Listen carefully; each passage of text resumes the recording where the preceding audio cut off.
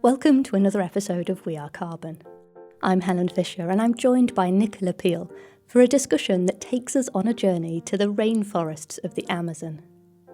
Wherever we are around the world, there's a good chance that we're very detached from the mind-blowing reality of just how much established rainforest is being cut down every second of every day. We seem to scratch our heads about what tech we can create and use to solve our emissions problems. And yet an opportunity of this vast scale is, for the most part, overlooked. Nicola has spent 20 years working with Indigenous peoples, initiating social and environmental projects. She's experienced the changes in the Amazon, the pollution, the loss of fish in the river, and she sees firsthand the very urgent issue of deforestation as people are selling off their forest for just a tiny bit of shrapnel.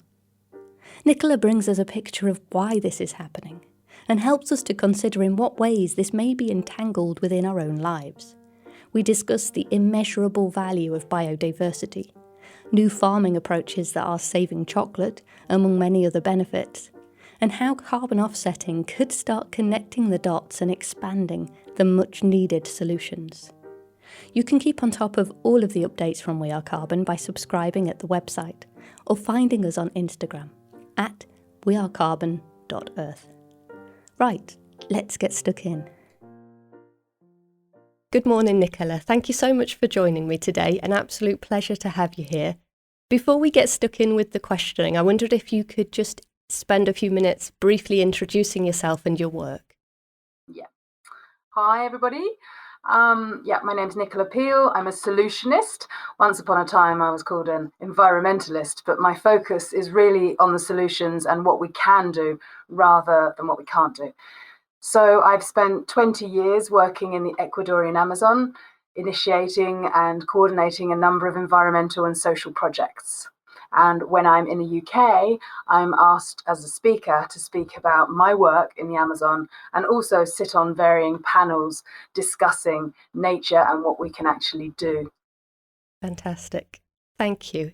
So what I'd like to discuss really is about climate change and essentially the theme of carbon emissions and really looking at the topic of carbon because there's an awful lot that goes on at the moment regarding high-tech solutions where we're looking at drawing carbon down, bringing it from the atmosphere and trapping it down here on Earth.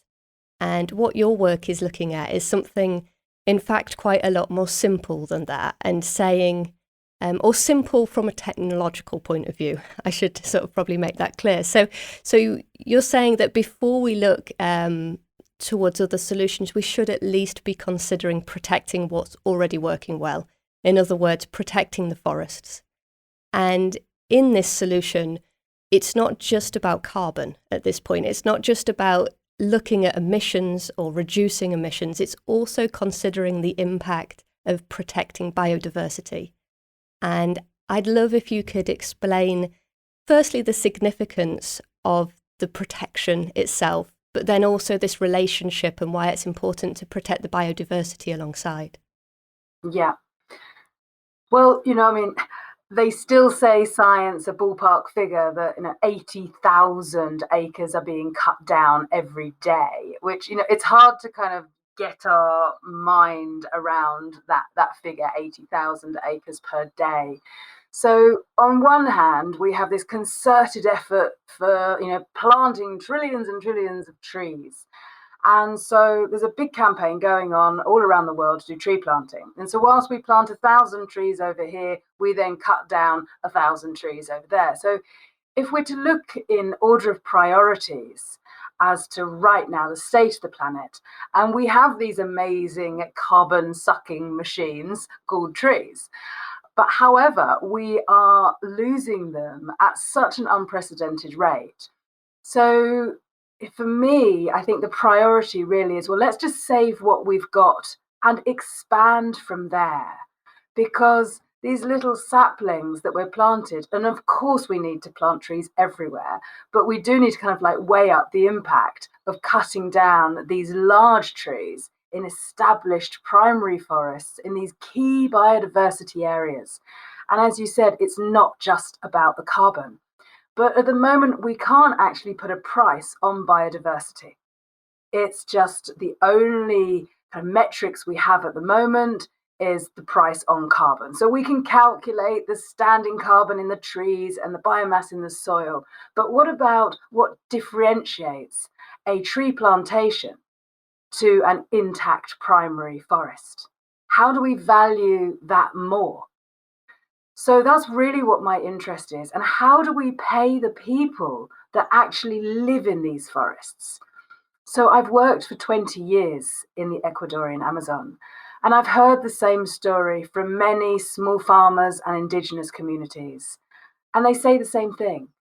We don't want to have to cut the forest down, but we need food, we need medicine, we want to send our children to school.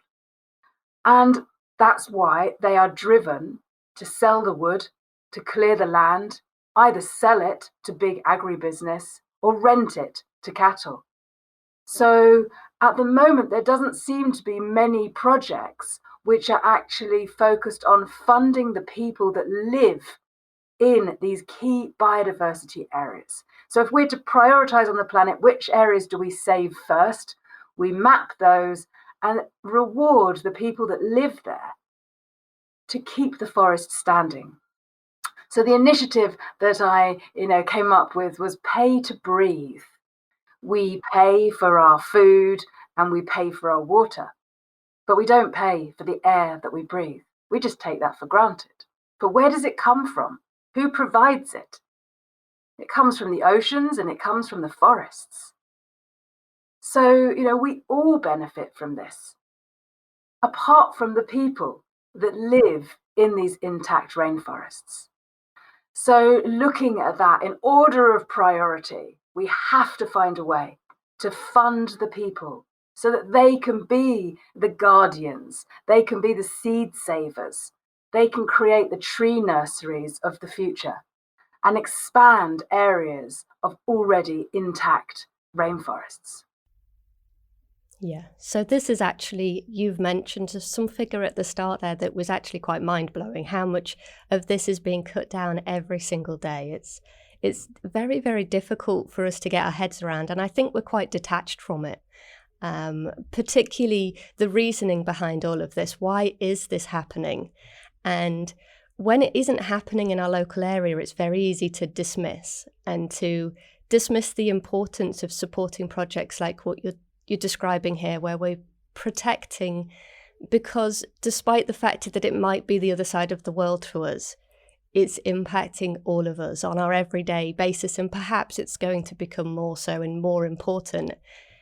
The people that are cutting the trees down, it's their lifeline, and they're feeling that they've got no alternative option. So you're working in some ways to provide them with options that are going to support the maintenance of the forest, but also support their livelihood. So could you talk a little about what those solutions look like? Yes, it has been tried by the Ecuadorian government, an initiative called Sociobosque, but they're paid $35 per hectare per year. So, $35 for a year isn't really going to make it worthwhile for you to not cut the forests down. So, how do we actually value what they have and find a fair price? How do we work directly with the people and the communities? Because most initiatives go through the government, and then what the people get left with, in their own words, are crumbs. They get a tiny amount given to them, but it's not enough to sustain life. Sadly, due to contamination and other reasons in the Amazon, that the rivers don't flow with fish like they used to. Many indigenous communities buy tinned tuna and canned fish because there's no fish in the river. They are driven to have to buy food. And this desire to want to send their children to school, well, why shouldn't they?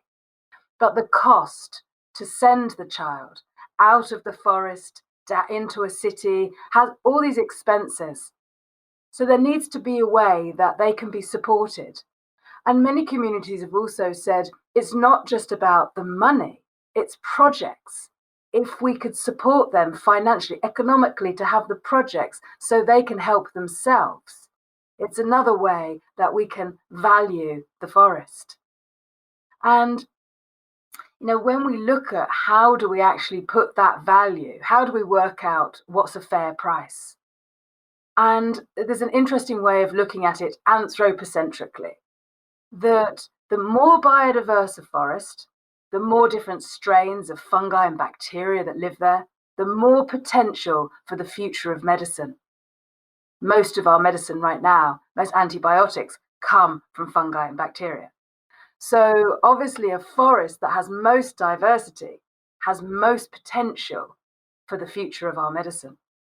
So often what has happened is that we've gone into these places, we've taken their traditional medicine, and they have not received any economic benefit. Science and large pharmaceutical industries have made lots of money on ingredients from the forest, but the people themselves don't benefit. So we really have to turn this around. The indigenous peoples are the best guardians of the forest, but they are the people that are living in most abject poverty.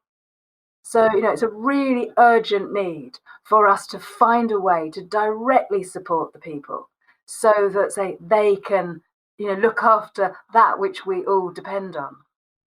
Yeah, it's quite an interesting picture that you're painting, because there's such a size, such a scale of deforestation that's happening. And essentially what you're saying is a significant amount of it is in the hands of people that are not benefiting from this. This isn't all. I mean, I'm imagining that some of it is about large scale profit, and that there are situations where companies on large scale are responsible.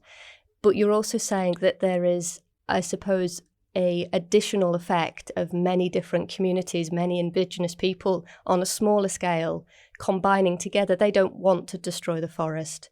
They're doing it as a last resort.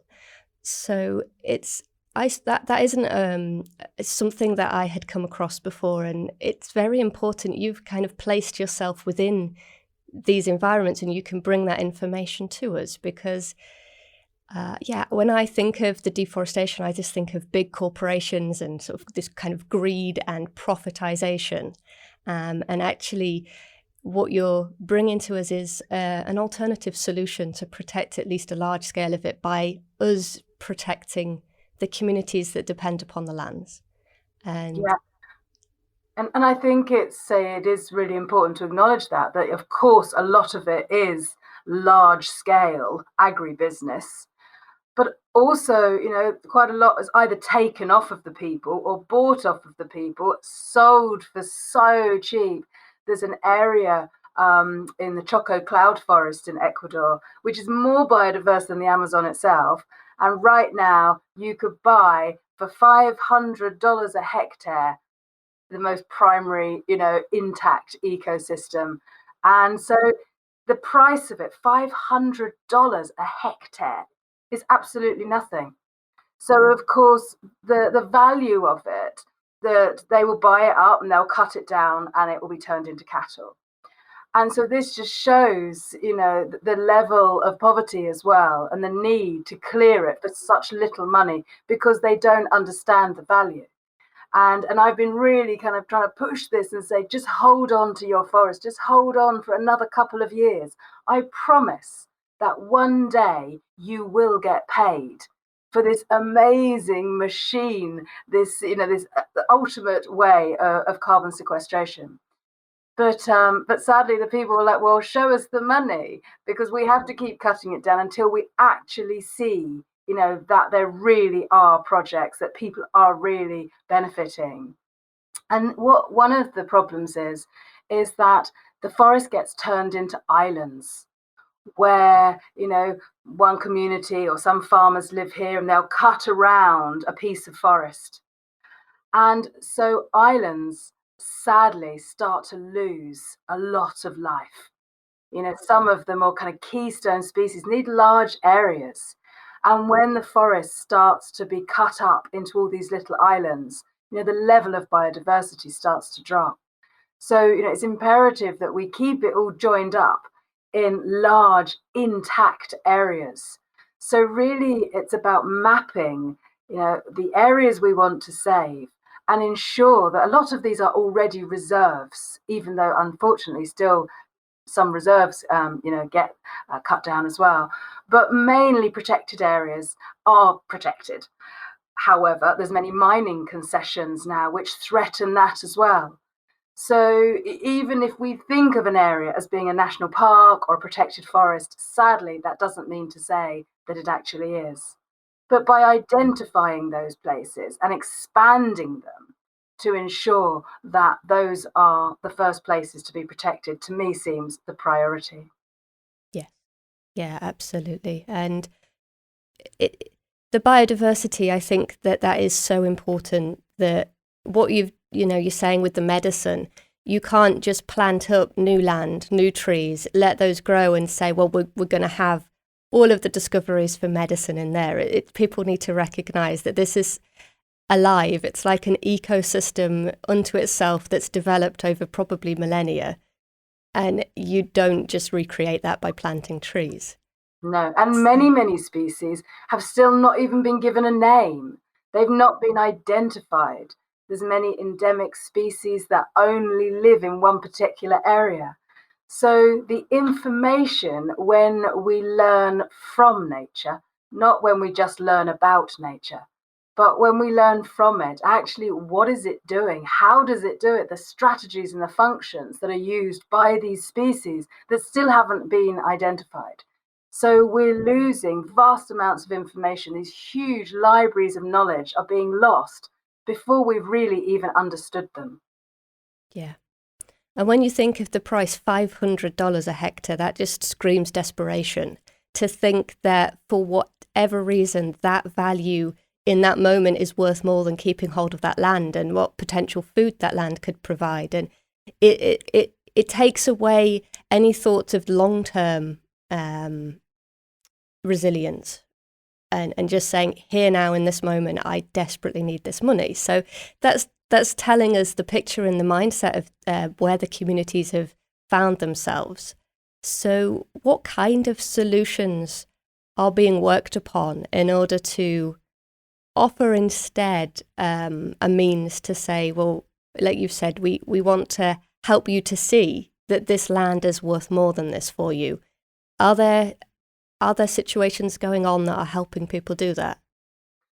Yes, there are some projects which are focused on, food from the forest and, supporting the people to actually harvest, native indigenous foods, which can be used for cosmetics, can be used for medicine, for food.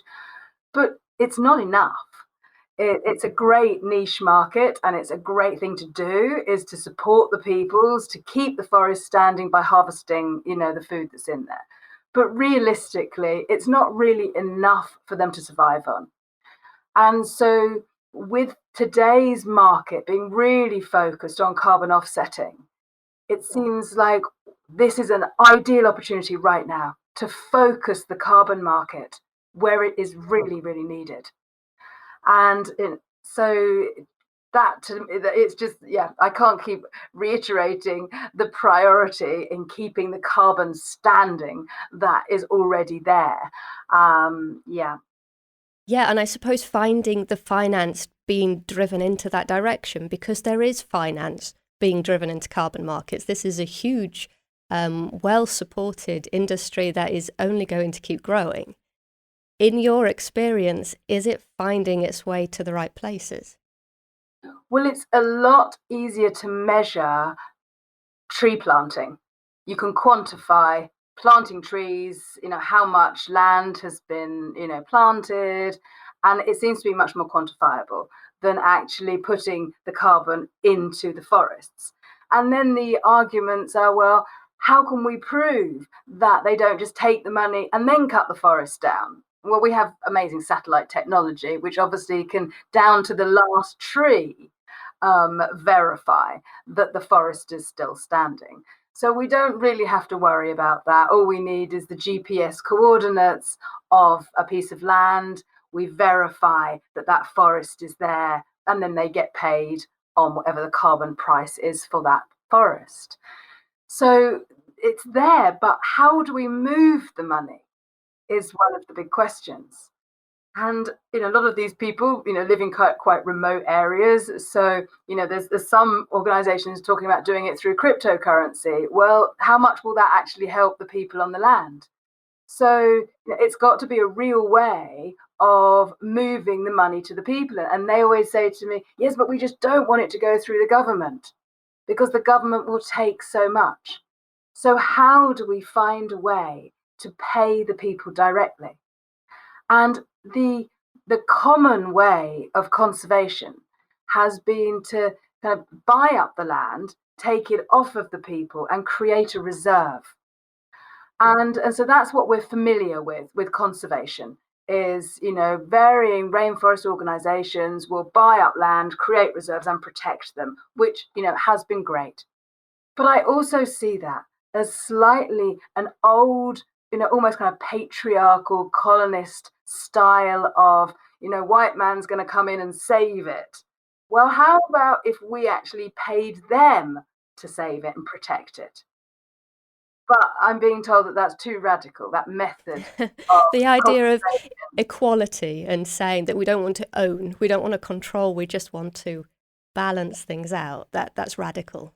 So yes, I keep speaking about this wherever possible because I receive many emails and WhatsApps and messages from people in the Amazon saying, hey, have you found a way to get any money yet? And every time I hear of any organization or foundation that say that they are protecting forests, well, then I kind of write to them and say, well, hey, what about the Ecuadorian Amazon or the Choco Cloud Forest? And so far, I haven't found anyone that's actually moving money to the people. Yeah. I think that the interests of the whole globe are not just about climate change, but about food resilience too. And I think there's a detachment there. People go to the shop and they buy their chocolate and they buy their coffee and they get their medicines. Do you see that there is, are we having a negative impact with all of our needs when we're doing this? Or are we, I suppose it's kind of a question of if we have a benefit that's coming from them directly in our day-to-day life, how can we ensure that we're supporting rather than adding to the problem in our purchasing and our habits? Yeah, which is a really good point. And things like coffee and chocolate are a great example because, they come from the forest, but now they're monocultures. So land is cleared to put in coffee and chocolate and cacao. So yes, there's an impact. Coffee, if we can find shade-grown coffee, that means that there is actually forest that is left there. It isn't just a monoculture of coffee. They are actually growing trees to support other wildlife. So, when we're looking at, fair trade, organic, shade grown, of course, it is better than the large scale corporate monoculture crops where people can still be being paid very, very little. And sadly, a lot of agrochemicals can be used as well. So there isn't the kind of environmental regulations like in other countries. So that's also a concern. Before we continue with Nicola, I have no doubt that gaining transparency on the way that the world works can help us to see solutions. It really can be an eye-opening starting point when we take a look at the bigger picture. It shows us that we've got more power than we probably realise. Just getting clued up and making a few changes to the products that we buy, how we approach our gardening or the charities that we choose to support, for example, really can have a big impact. And beyond our personal lives, I hope that these discussions are stimulating a few extra thoughts to how you approach your business or the topics that you're eager to learn more about. We've quite a few episodes available now, so do have a browse through if there's any that you've missed. And if you're enjoying them, it really would be a great help to me if you share them with anyone you think might like to have a listen too, or just send me your feedback and questions. Find all of the info, subscribe and get in touch through the website, wearecarbon.earth. And in this next half of the conversation, we move our focus to new approaches that are being implemented on farmland and bringing a vast array of benefits for the people, the crops and the planet. Nicola also explains how impactful carbon offsetting could become if we can find a way to direct it to these types of initiatives.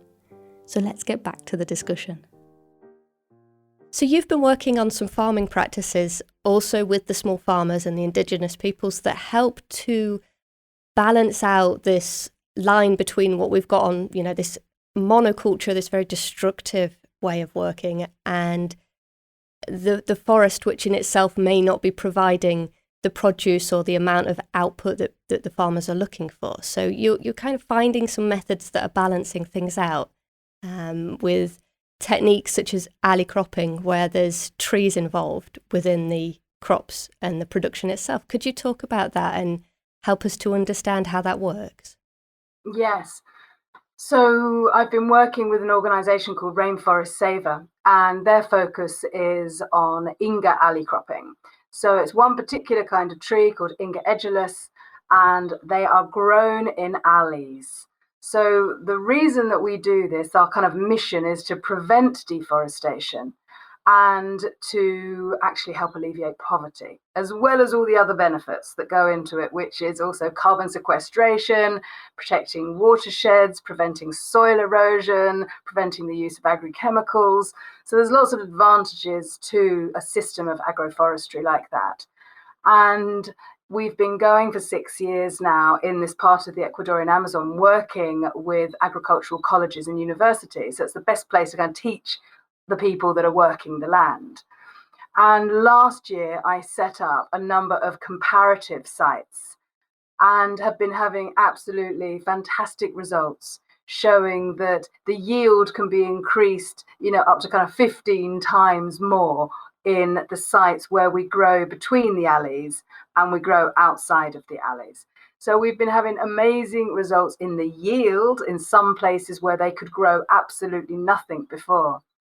So what tends to happen in these tropical regions is slash and burn. The people will cut the forest, they will burn it, and then that creates nice fertile soil. But after a couple of years of heavy tropical rain, which washes the topsoil into the rivers, you end up with the carbon which is stored in the soil is washed away. So the land then becomes infertile and very hard to grow on. So then they're driven to cut down more forest. And so this pattern of slash and burn driving people to actually look for fertile ground. So the system of agroforestry is one that rebuilds the soil itself. So these alleys get pollarded, they get cut back, and all the mass gets left between the alley, which breaks down and makes this amazing compost. And then the crops get planted into this. So these trees are like a great kind of immune booster tree as well to anything that grows inside. So we've had, really good results with resistance to fungi and not just, faster flowering, much quicker growth, but just reports from the local people that the pineapples are the biggest and juiciest they've ever seen, and that the yucca is the softest and the quickest to cook.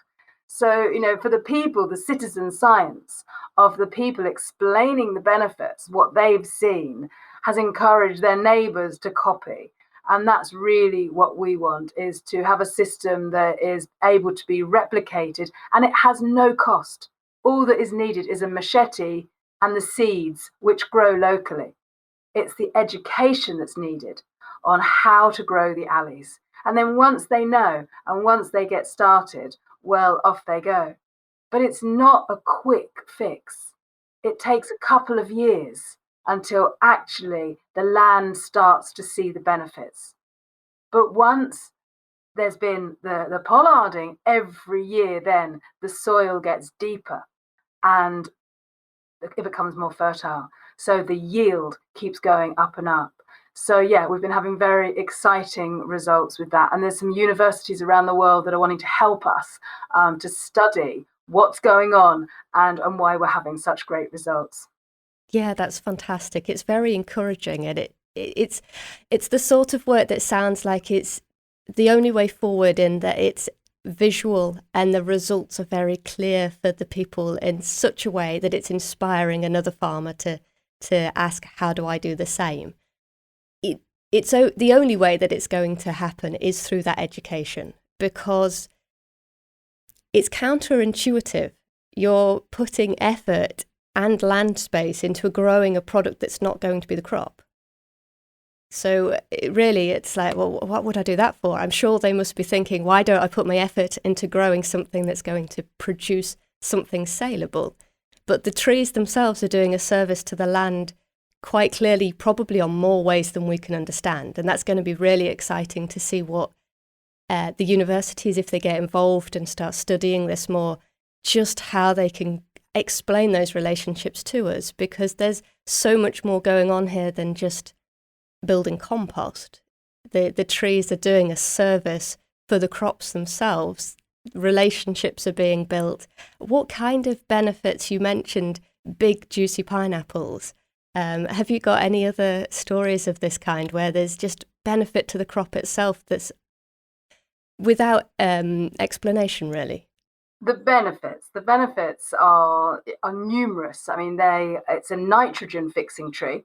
It brings up phosphorus. It has a really good relationship with the kind of mycorrhizal mycelium underground. There's much more microorganisms in the soil. So there's so much going on in the soil. And one of our really exciting findings has been about resistance to fungal pod rot, which is a huge issue for cacao farmers. There's a fungus which has just been kind of wiping out cacao plantations, which is quite serious. If we think that we could lose chocolate in the Amazon, that would be, just devastating.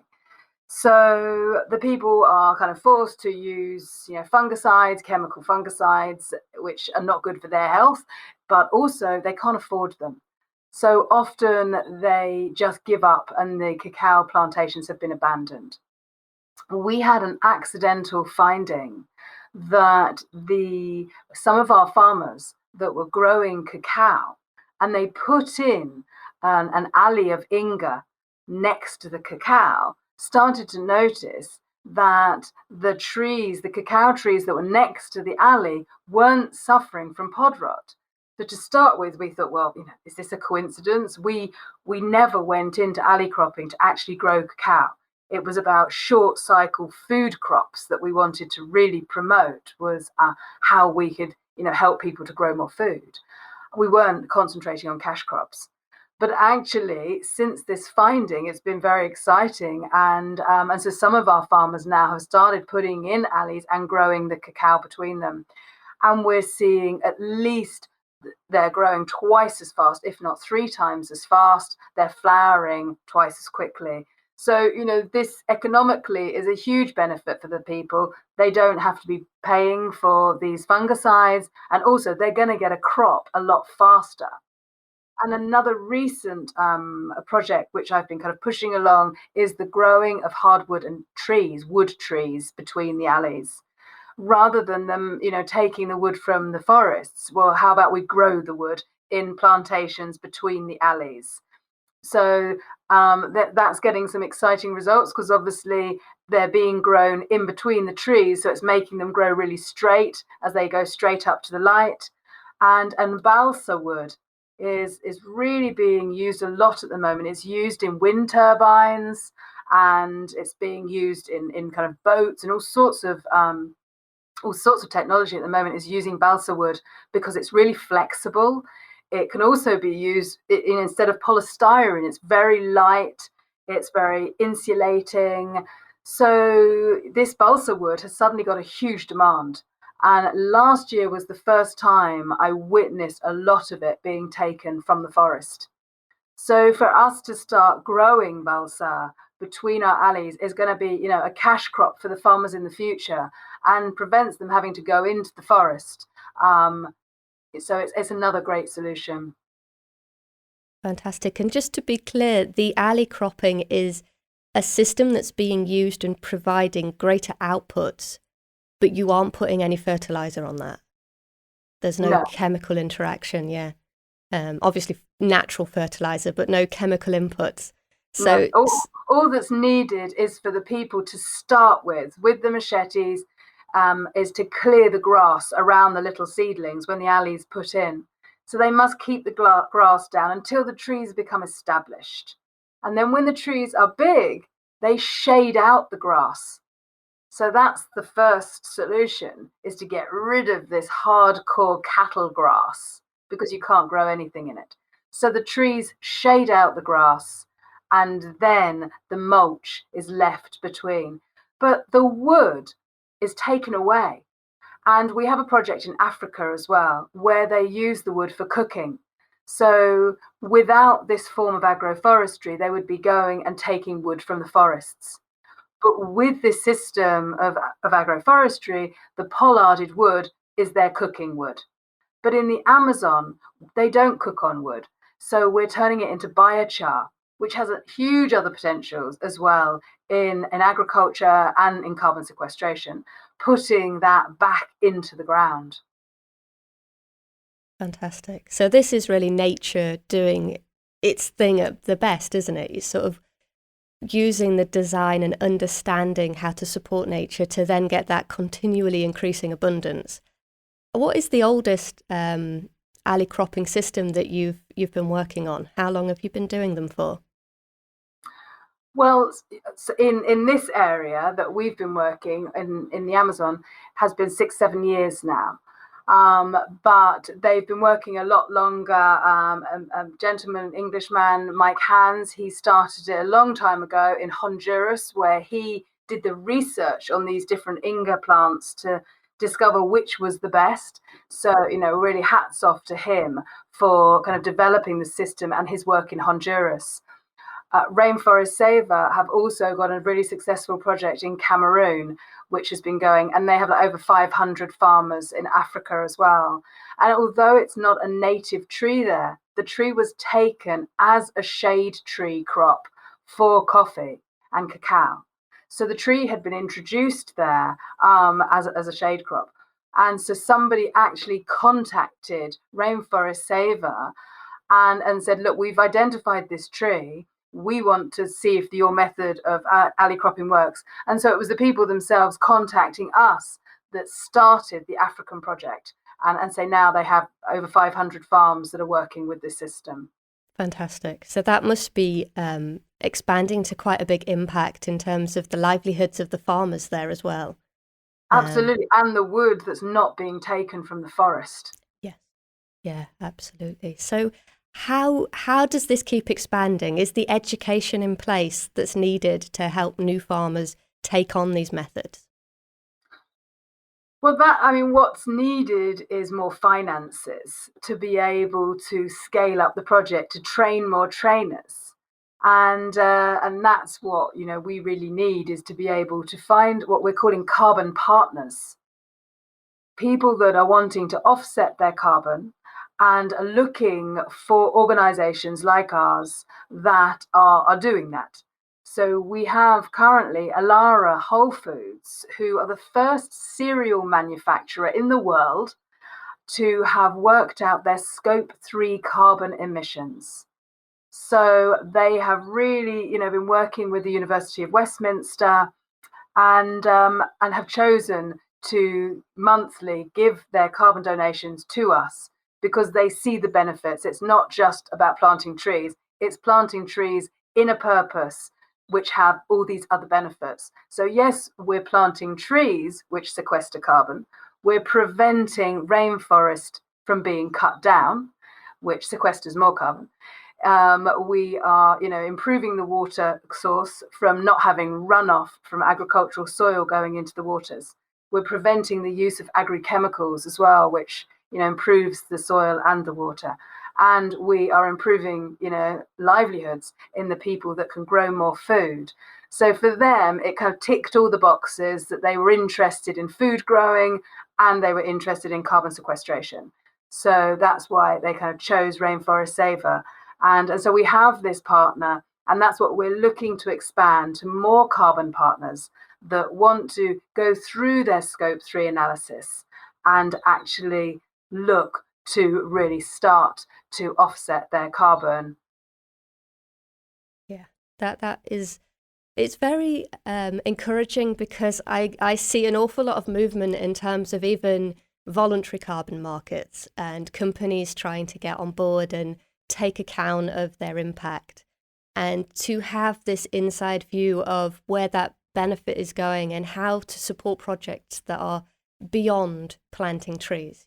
I think the benefits of what you're doing regards to protection plus the new development of tree planting, sequestering carbon, supporting the small farmers, it goes so above and beyond just simply planting trees that it leads to a very desirable project to support.